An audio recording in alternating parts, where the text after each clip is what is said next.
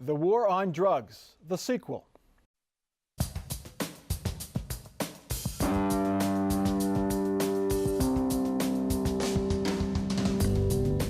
Joining us on Columbus on the Record this week, Laura Bischoff, State House reporter for the Dayton Daily News. Joe Ingles, State House reporter for Ohio Public Radio. Derek Clay, Democratic strategist. And Mike Gonadakis, Republican strategist. Attorney General Jeff Sessions was in town this week and did not have to talk about his boss or his boss's tweets. Sessions appeared at the Columbus Police Academy to announce the administration's plan to fight the nation's opioid epidemic. In a speech that brought back memories of the 1980s war on drugs, Sessions said we need to develop a culture that is hostile to drug abuse. While he mentioned prevention and treatment, he primarily focused on locking up those who improperly hand out prescription painkillers. If you are a doctor illegally prescribing opioids for profit, or a pharmacist letting these pills walk out the door onto the streets based on prescriptions you know are obtained under false pretenses, we're coming after you. Sessions announced the Opioid Fraud Abuse Detection Unit, which will use data to identify pill mills and other abusers. Now, Ohio has been doing this for about 10 years, and still, on average, 11 people die each day from opioid overdoses in the state. Laura Bischoff, overprescribing opiates still remains a problem, I'm sure, but it seems like Ohio has already been down this path. Right. The Ohio Board of Pharmacy has a really powerful and robust data tracking system called ORS, and the doctors, the prescribers, and the pharmacists, they all have to log in and check and report prescription information. And that's really tamped down on these pill mills. I think the State Medical Board has also done a good job of shutting down these illegal pill mills. That, like you said, that's happened several years ago in Ohio, and it's ongoing.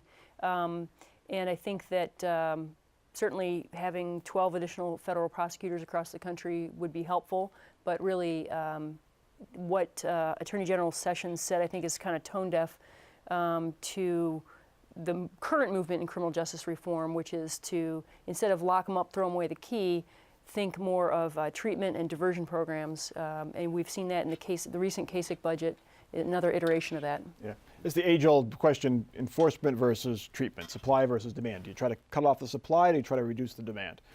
Yeah, well, you know, as Laura said, in the state of Ohio, I'm a member of the State Medical Board, and I'm proud of the work we've done there, the Pharmacy Board. So, you know, we do have a big problem, obviously, but we have great ideas that we're using. And with Jeff Sessions coming in, that's a good thing. But Mike, at the end of the day, if you don't cut off the supply, we could spend billions on treatment. But if the supply is still coming in, if we secure the border, if we hold the pharmaceutical industry responsible, and we get tough on Mexico and Afghanistan, I think we can cut the supply and then help those in need. But we've been trying to do that since Nancy Reagan said, "Just say no." Now, she was trying to get at the demand, saying just say no, but we've done this with marijuana, with cocaine, now with heroin. It's all still there. But now we want to build a wall, which I think is a good thing, and we need to get tougher on Mexico. And part of the problem is that in Ohio, at least, we're seeing huge numbers of people who are addicted to fentanyl now. They're addicted to heroin. They've gone past these opiate drugs that Jeff Sessions was speaking about, and they're going into these other drugs that they get because they can't get the prescription drugs. So it's always, you know, it always seems like they just change a drug. Yeah. You know, I think this administration is approaching this the wrong way, to be quite honest. You know, locking people up and throwing away the key is really not the answer. You have to encourage more of people that are battling prescription drug addiction to get into treatment programs. And, you know, by locking folks up, that's going to burden an already overcrowded system. You know, it takes people away from the workforce, and it's not really affecting treatment. So we got to find a better way to combat this problem that we have in Ohio. Is government the solution of this? I mean, like you talk about this, the government is not the solution in here, but who else is going to do this, though, if the government doesn't do it? Well, at the end of the day, personal responsibility, you know, parental oversight is critical for most societal problems. Okay, the government isn't going to take care of my kids. I'm going to take care of my kids. But there is a role for government, and there's a role for local government, state government, federal government, Mike. But if we don't get tough and provide treatment for those in need, I get that, but you've got to do both, and you've got to hit the gas on both. When we got tough, when we had the crack cocaine epidemic, though, I mean, we threw people in jail and we really didn't give them the necessary proper treatment that those folks needed, and now you see a whole generation of folks that have come out of that system or still are a part of the prison system, and it really hasn't helped us, since that epidemic has been and gone.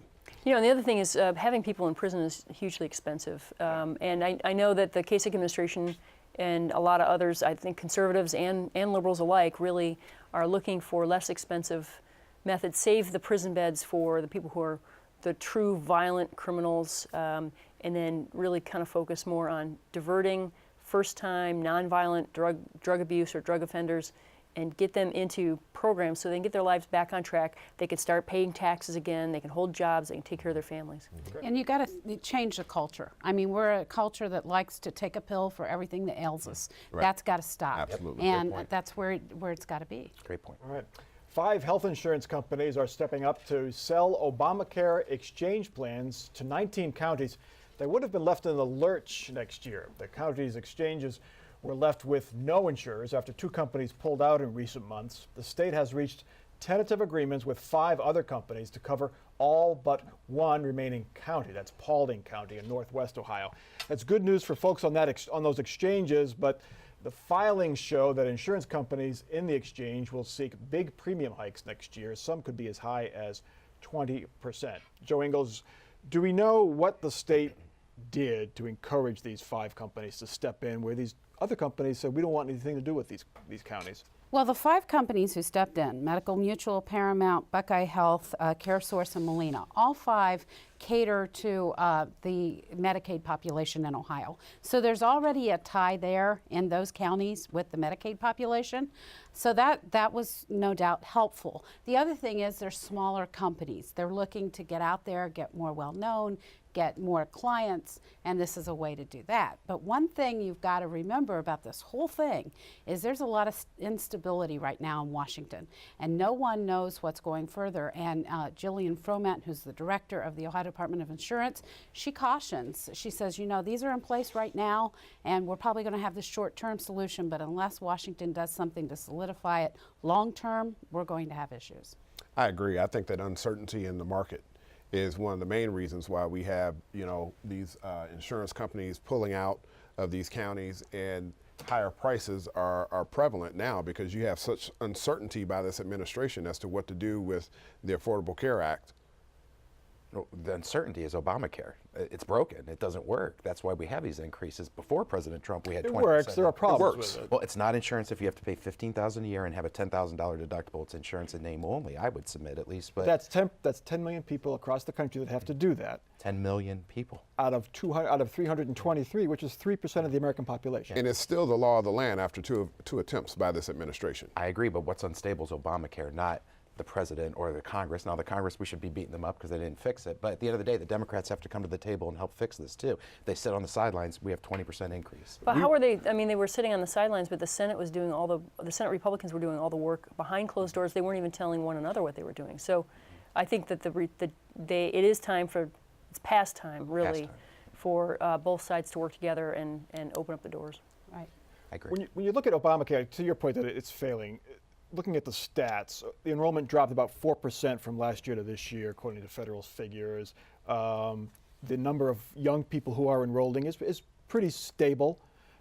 How do you say it's failing? Yes, the premiums have gone up in isolated cases, but these only affect the folks on the exchanges, not like folks who have health insurance through their employer. Or Medicaid, Medicare. But Obamacare was created for those that didn't have employer-based insurance. So, Yes. so it's for a specific segment of the population. But And 20 million more of those folks are insured. insured. They are insured. They have They're- coverage. they're- They have coverage, and now it's going up 20% apparently, according to the articles. But a week ago, 20 counties in Ohio didn't have it. How we got there, we got there, at least 19 of them. So that's the unstableness of our healthcare system is Obamacare.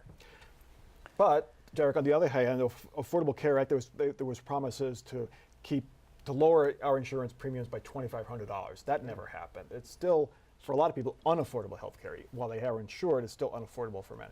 I think everybody at this table will agree that Obamacare is not perfect, but it is the law of the land that we have right now. And there has been attempts by this administration to, I might add, to try to change it. And even the folks in Congress can't come to some sort of agreement as to what the solution is, because we have the best solution in place right now with the Affordable Care Act. Okay, next topic. Candidates running for Ohio governor filed their campaign finance reports this week, and one thing is clear: Republicans are raking it in. Democrats, on the other hand, have a lot to make up for in order to challenge the fundraising of top Republicans. On the GOP side, John Husted, the Secretary of State, has raised over $2 million, and Mike DeWine, the Attorney General, has raised $1.2 in the latest filing period. Perhaps the biggest news came when Congressman Jim Renacci, word came out that he loaned his campaign $4 million. Mike Gonidakis, what does it say when Jim Renacci loans his campaign $4 million, other than the fact that he can loan his campaign $4 million? He's a great businessman. He made a lot of money in his career. Good for him. God bless him. I think it's a clear demonstration of the whisper campaign that he's going to drop out and just run for re-elect. That's over. When you put $4 million of your own money in, you're in it to win it, or you go home, or you go drink Mai Tais on the beach.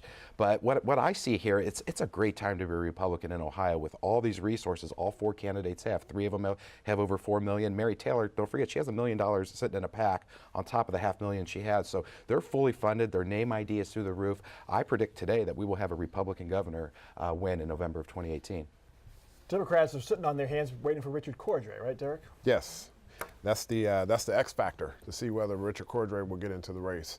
And Joe and I were having that discussion right before we got on the show, and it remains to be seen whether he's going to get in the race or not. I think that he'll get in.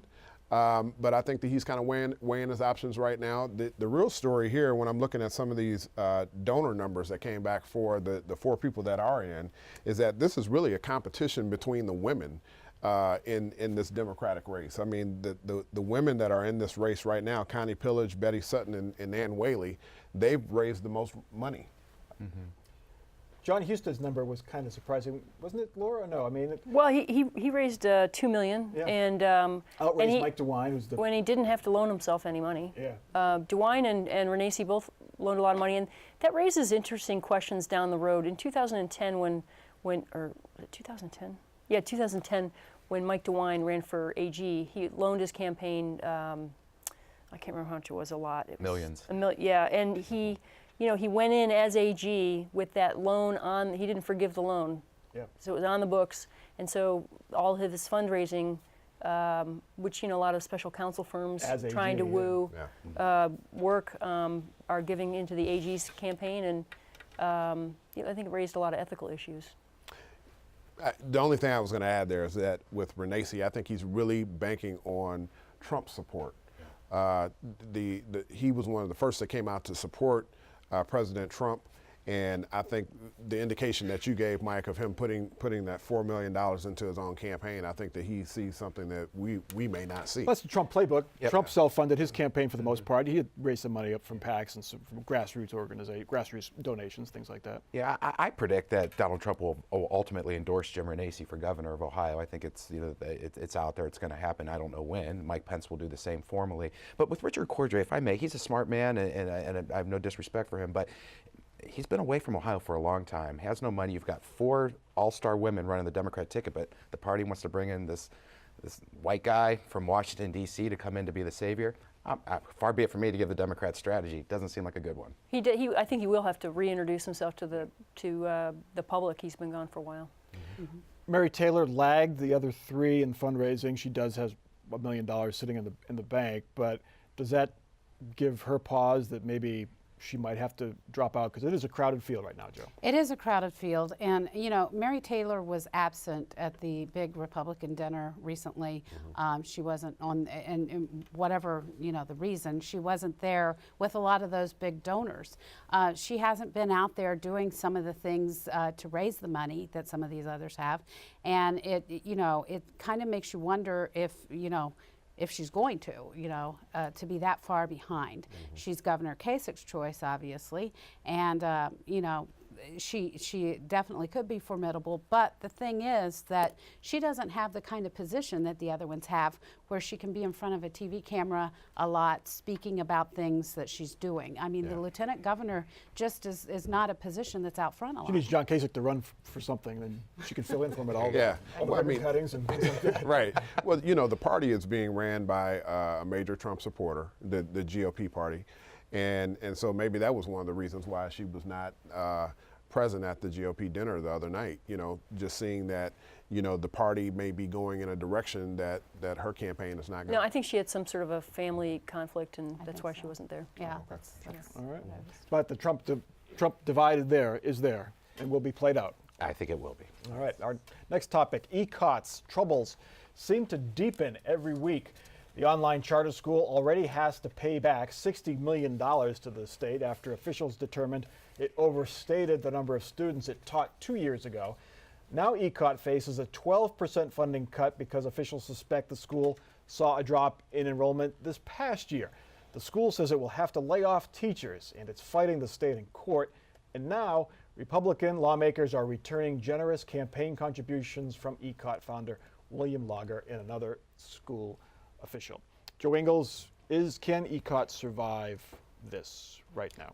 Well, it looks like in the short term they can survive. Long term, I think it's going to depend on what lawmakers actually do. I mean, ECOT is toxic right now. There's no getting around that, and none of the lawmakers really want to be seen as helping ECOT and doing anything that way. But, you know, there's also the whole idea of electronic classrooms. And there are a lot of people who are using those classrooms in Ohio, a lot of students. And it's going to depend on how many problems come out in the future. There's a whole lot out there that we don't know. I mean, what are going to be the attendance numbers of ECOT in the future? Are they going to get way behind? Derek, what does it say when lawmakers are giving back campaign donations, even though the school's still in business, they're still getting Sure. you know, tens of millions of dollars from the state? Well, I think what it says is where there's smoke, there's fire. And these lawmakers don't want to have anything to do with this ailing electronic school right now, even though a number of those lawmakers that are giving back money were you know, keynote speakers at their commencement addresses and other things.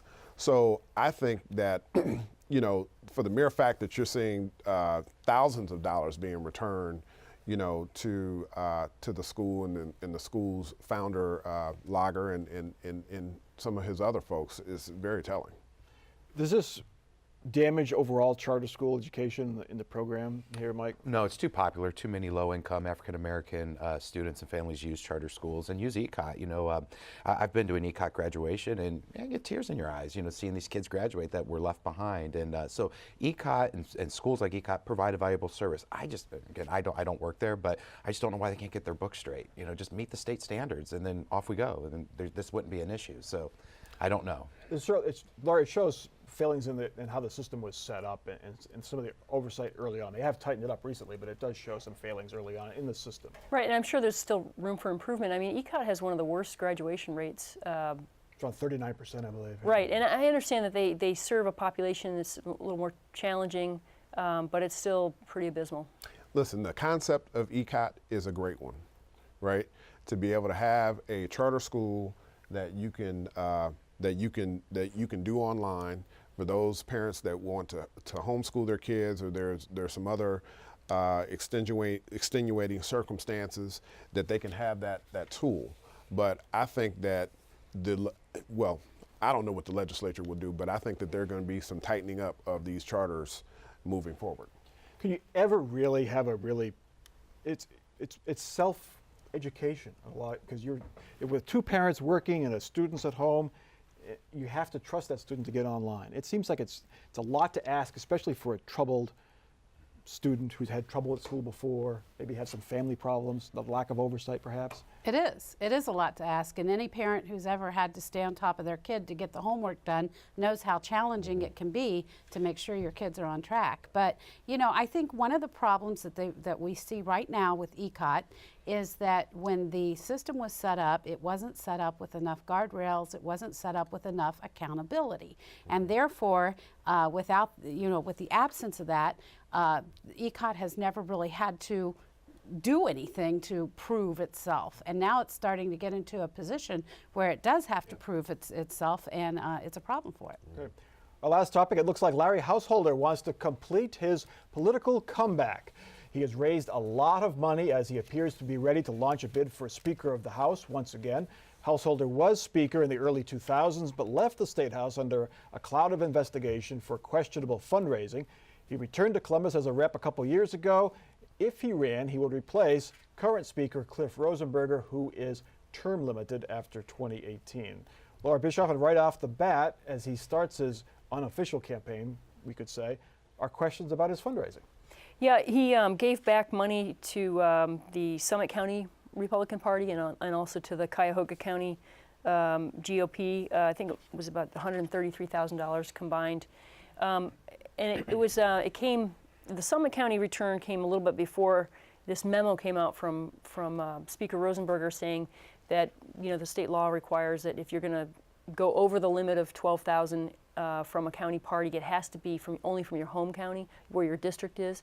So, of course, Summit and Cuyahoga are quite a ways from Perry County, which is Larry Householder's home base. Yeah. Are we surprised that he's coming back? No. No, not at No. all. No, not at all. He's been very transparent. No, I mean, if you're thinking back to early 2000s and how he left, and there was an investigation. No charges were filed. No indictments came down. But, he was sort of pushed out, you could say, or left under a cloud. Then would you think he'd be back as Speaker again? Listen, I was around, as everybody around this table was around, when Larry Householder was, in that position last. He's a very smart man, and he knows what he's doing, and he's probably taken that time from when he was out of the legislature up until now to mount his comeback. Yeah, he just needs to sharpen his pencil. Look, fundraising mistakes happen on both the Democrat side and the Republican side. Learn your lesson, don't do it again, okay? But I think he has a great chance to be the next Speaker, and I think he's the front runner. And if you look at the others who are involved with that scandal, most of them are right back in the game too. So, What kind of Speaker will he be the second time around if he wins, do you think? I hope he's on time. I mean, it was like every House session started at least 45 minutes late. That's just my hope. Okay, assuming he's punctual, more punctual. More punctual. I think, he when he was Speaker from 2001 to 2004, they passed some major policy changes in the state, including concealed carry weapons, Defense of Marriage Act, tort reform, medical malpractice reform. So I think he probably has some big ideas about new changes, policy changes, and shifts that he might want to carry out. And my hope for Representative Householder, if he's so fortunate to become Speaker, is that he takes a bipartisan approach in his governing with the House. Okay, let's go to our off-the-record parting shots, and we will start with Mike Gonadakis. This week in the Columbus Dispatch, it's reported that 800 Columbus City School third graders don't know how to read. That's 17% of all third graders in Columbus Public Schools. That's a tragedy, and I've yet to see any political leadership at the school board or city hall stand up and start talking about this. This should be front page news every day until it's fixed. Derek. So representatives from Hyperloop was in town this week, and Hyperloop, if they're able to get this off the ground and Columbus wins the Midwest Corridor, you'll be able to go from Columbus to Chicago in 29 minutes. But you're going to lie down in a tube. Yes. A tube. Yes. Okay. Good luck. Joe Ingles. well, back to school sales are out right now. This weekend is the sales tax holiday. As a journalist, I would love to see some really good numbers out of this to show us if people really are saving a lot of money, number one, and what it really is costing the state. We haven't seen that. Some of the other states are going away from it, and I think Ohio needs some numbers on this. All right. Laura. I think on the Republican side of this U.S. Senate race is getting really interesting. Josh Mandel raised eyebrows recently with a tweet against the Anti-Defamation League, and Mike Gibbons, a businessman up in the Cleveland area, announced he's going to run in the GOP primary against him. Gibbons raised a pretty good amount of money in a short amount of time, I think like $740,000, and he just recently hired some very smart, experienced campaign staff, including Chris Schrimpf. So I'm predicting that's going to heat up. It's going to be a good fight. All right. Speaking of raising money, congratulations to the 8,000 people who are going to ride this weekend in Pelotonia. We're going to ride their bikes for cancer for Ohio State University Medical Center. So good luck to them. Congratulations to them, and have a safe ride this weekend. That's Columbus on the Record for this week. For our crew and for our panel, I'm Mike Thompson. Have a good week.